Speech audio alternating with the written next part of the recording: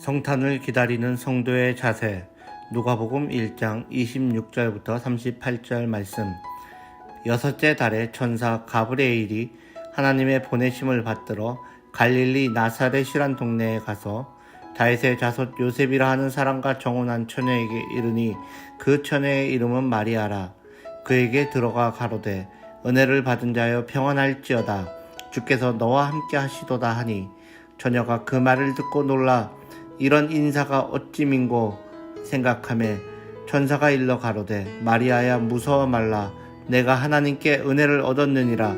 보라 내가 수태하여 아들을 낳으리니 그 이름을 예수라 하라. 저가 큰 자가 되고 지극히 높으신 이의 아들이라 일컬을 것이요 주 하나님께서 그 조상 다윗의 위를 저에게 주시리라.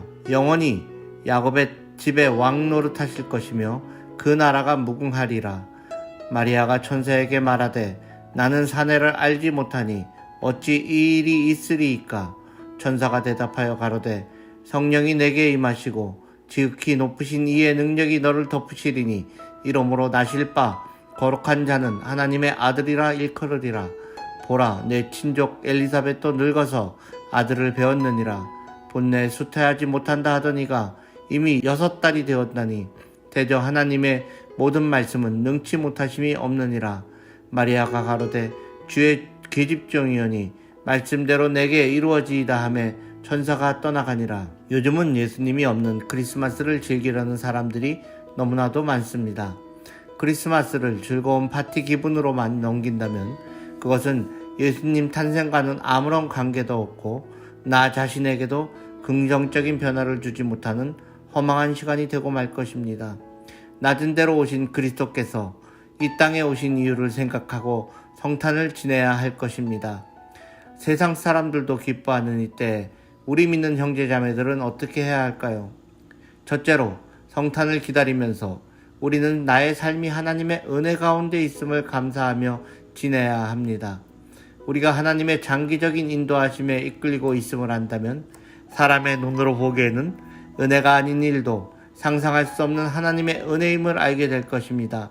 문제는 내가 하나님의 주목을 받으며 하나님의 의도 가운데 살고 있느냐인 것입니다.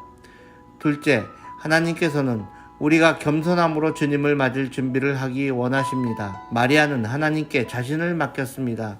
주의 계집종이오니 말씀대로 내게 이루어지이다. 마리아는 겸손함으로 자신을 열어드렸습니다. 우리가 하나님의 은혜와 신비를 경험할 수 있는 비결은 내 자신을 있는 그대로 인정하는 가운데 겸손하게 기다리는 것입니다. 마리아가 만일 자신에게 일어날 일을 거부하고 반항했다면 하나님께서는 구태여 마리아를 통해서 예수님을 보내시지는 않았을 것입니다. 셋째로 하나님의 평안이 성도님들의 마음과 삶을 지배하기를 바랍니다. 하나님은 마리아의 기도를 들으시고 그녀의 마음의 평강으로 화답하셨습니다. 하나님의 말씀 가운데 있는 은혜를 받게 될 때 평안은 그 응답으로 주어진다는 것입니다. 문제는 그 말씀을 받는 우리가 얼마나 믿음으로 그 말씀에 합하느냐에 달려 있습니다. 우리가 하나님의 말씀을 신뢰하고 하나님께서 친히 그 말씀을 성취할 것을 믿으며 말씀 속에 들어있는 하나님의 은혜를 발견하게 될 때 우리는 진정한 평안을 맛보게 될 것입니다. 오늘도 말씀으로 찾아오시는 주님의 음성 안에 하나님의 은혜와 평강이 있음을 알아야겠습니다. 성탄의 신비는 바로 하나님께서 주님의 일을 친히 이루어 가심을 믿음의 눈으로 바라보는 데 있습니다.